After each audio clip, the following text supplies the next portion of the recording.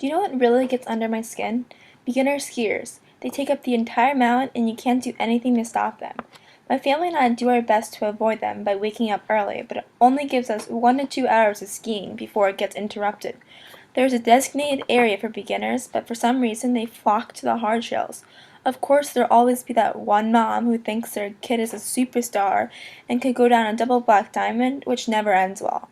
When they're on a hard slope, they ski from coast to coast at a painful pace. Not only do they take over the entire mountain, they take control of the chairlifts as well. The lifts always have to slow down, which just makes the line even longer. Although everyone has to start somewhere, the double black diamonds and chairlifts are not the place to start. So here you are trying to have a relaxing day, speeding down the mountain. All of a sudden, you have to weave around all the ski lessons. They're one behind the other in a long line. They leave huge gaps that make it impossible to get through them. Of course, you don't want to be rude and try to make them fall, so you wait and wait for what seems like an hour just for them to go down the mountain.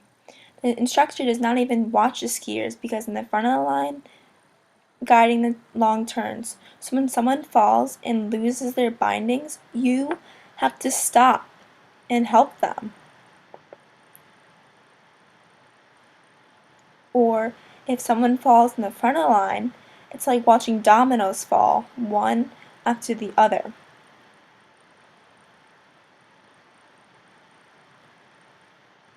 Sometimes you get a beginner trying to face the mountain on their own. If they don't have a partner guiding them, they cover the slope from east to west. What really makes me angry is that you can't go down one slope without having to stop and wait. If you ski past them without helping them, you have to face a screaming parent. But really, it's not your fault, it's a parent who thinks their kid can handle the slope. The reason why it's so crowded is the beginner's fault. They take control of the chairlift because of the constant stopping. If you went to a harder area, there'd be no line to go up the chairlift because there are no beginners. They can't even do the basic motion of sliding onto the chair, and the chair will take them to the top, then they stand up and then slide down the mountain. What's so hard about that? Honestly, it's the easiest thing. But there's always a problem. Either the kid is too small to sit in the chair, or they just fall and the workers have to slow the chair down to help them.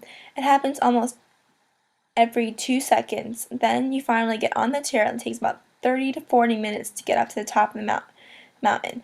Sometimes, if you're lucky, you get the beginner skiers who think they're funny when they scream at the top of their lungs their favorite song because that's just what you want to listen to up on the way to the mountain. Thank you, beginner skiers, for getting that song stuck in my head. It's greatly appreciated. Here's an idea. Maybe if you don't know how to get on and off a chairlift, then why bother going on it? There's a designated area for beginners with their own mini chairlift called a magic carpet. You don't need to invade our space if you're just going to slow the chairlift down.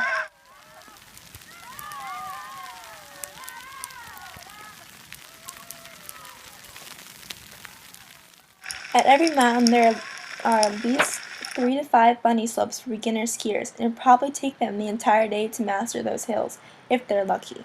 Why would they even want to try a harder slope if they can't even make it down a bunny slope without falling? Come on, if you can't ski it, why bother hurting yourself just to try it? If you're a beginner skier, please stay on the bunny slopes to make everyone's life easier, especially the expert skiers looking to have fun day on the slopes.